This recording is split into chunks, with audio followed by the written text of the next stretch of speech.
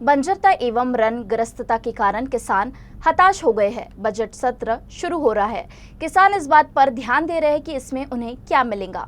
यवतमाळ जिल्हा हा दुष्काळग्रस्त घोषित झालेला आहे। कोरडवाहू जिल्हा आहे आणि कोरडवाहू शेतीमध्ये कापूस असो, तुरी असो, सोयाबीन असो, कोणत्याच पिकाला आज खुल्या बाजारात भाव नाही आहे आणि सरकारचं जे नियोजन आहे, तुटपुंजी जी खरेदी होत आहे ती तुटपुंजी खरेदी काही शेतकऱ्याला आधार देणार नाही आहे आणि सरसगट सरकारी MSPच्या भावात खरेदी व्हावी आणि शेतकऱ्याचं जे अर्थसंकल्प आहे स्वतःच्या शेतीचा तो सुधारण्याच्या दृष्टीनं विदर्भाचा मुख्यमंत्री काय करते ते आम्हाला बघायचं आहे आणि आमची अपेक्षा आहे की कोरडवाहू शेतकऱ्याला दिलासा मिळाला पाहिजे आणि शेतकऱ्याचा अर्थसंकल्प खऱ्या अर्थानं शेतीच्या सरकारच्या अर्थसंकल्पाचा आधार घेऊन त्याचा अर्थसंकल्प स्वतःच्या शेतीचा सुधारला पाहिजे, एवढी आमची अपेक्षा आहे।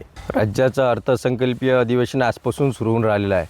राज्याच्या अर्थसंकल्पीय अधिवेशनात मुख्यमंत्री साहेबांना आमची विनंती आहे की कापूस CCI मार्फत खरेदी केल्या जाते, पण CCI हे कधी बंद होते कधी चालू राहते। नियमित CCI मार्फत कापसाची खरेदी केल्या जात नाही।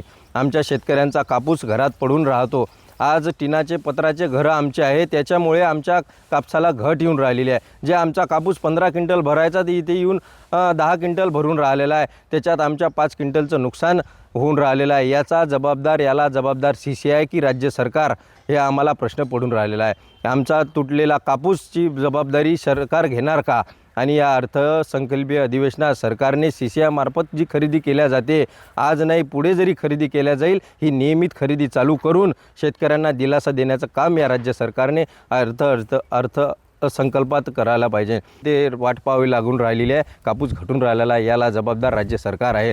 त्यामुळे अर्थसंकल्प अधिवेशनात शेतकऱ्यांना दिलासा देण्याचं काम या राज्य सरकारने करायला पाहिजे आणि तूर व्यवस्थित खरेदी करून शेतकऱ्यांना दिलासा द्यायला पाहिजे।